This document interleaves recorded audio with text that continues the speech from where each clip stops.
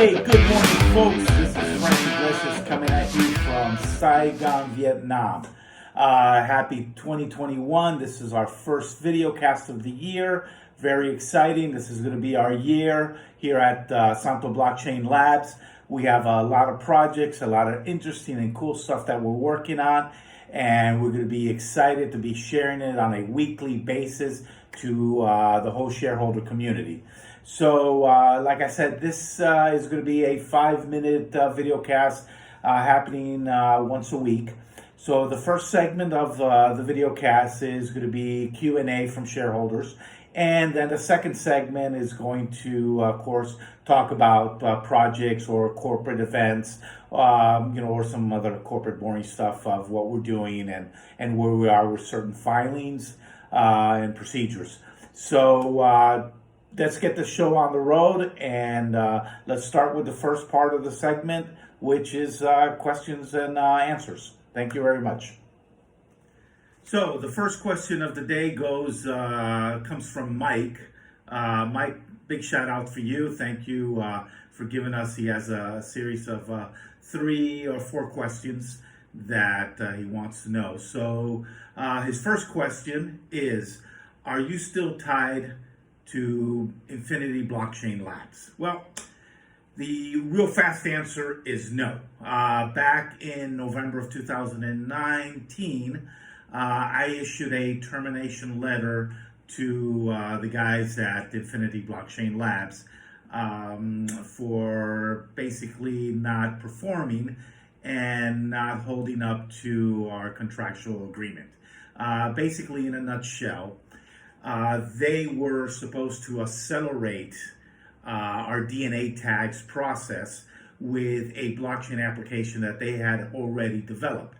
When we merged, the premises of this whole merger was that we were going to use RFID technology that we had already with their blockchain technology. When we started working after a month and a half, we realized that their software was full of bugs, was not in production mode. It was only in a development stage.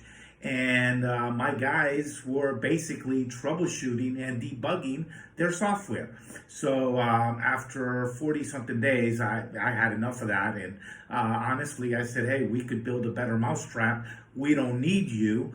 Here I am giving you a very strong control of the company, and for something that's not even working. So no, we terminated the agreement.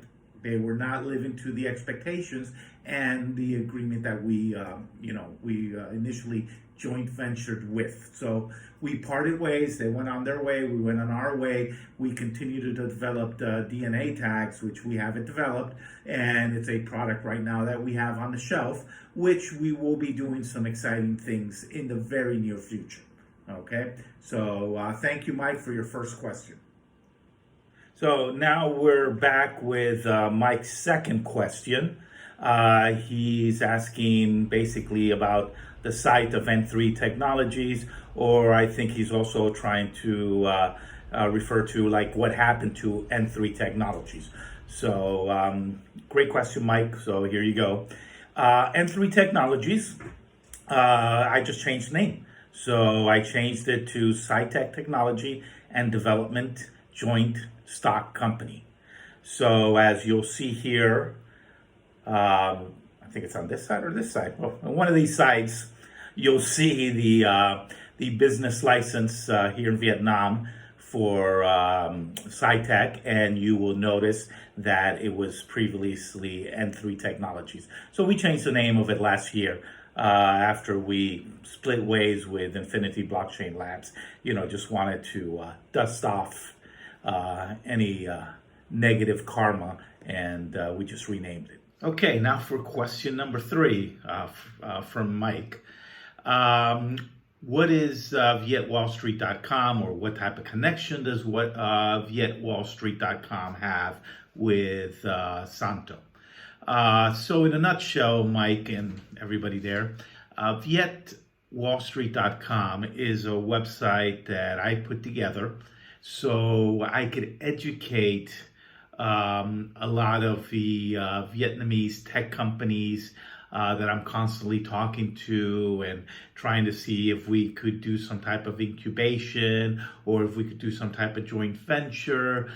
So they always have a lot of questions about the NASDAQ, about going public, about what an IPO is, about what a SPAC is, about what a reverse merger is, about what a triangular reverse merger is.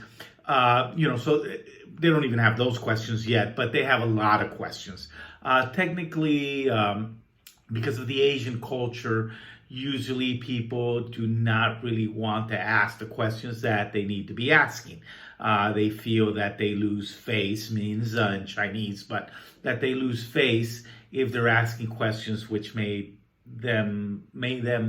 look as they were, ignorant or dumb or something like of that means.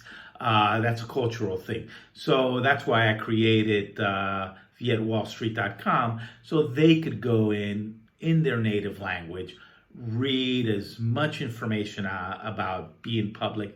So as we sit down and we talk about potential acquisitions, a potential merger or a buyout or a coming in, so later we could incubate them and spin them out, they at least have a basis, a foundation of trying to understand what it is being public in the U.S. markets.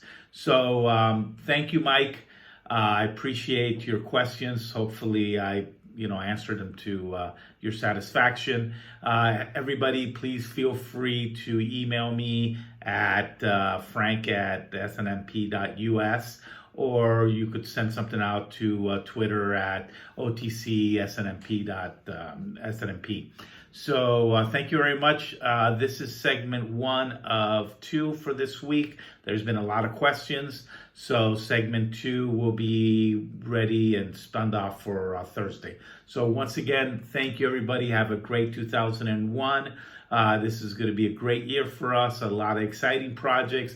Let's just get over the hump of all the questions everybody has to answer. And I'll answer them.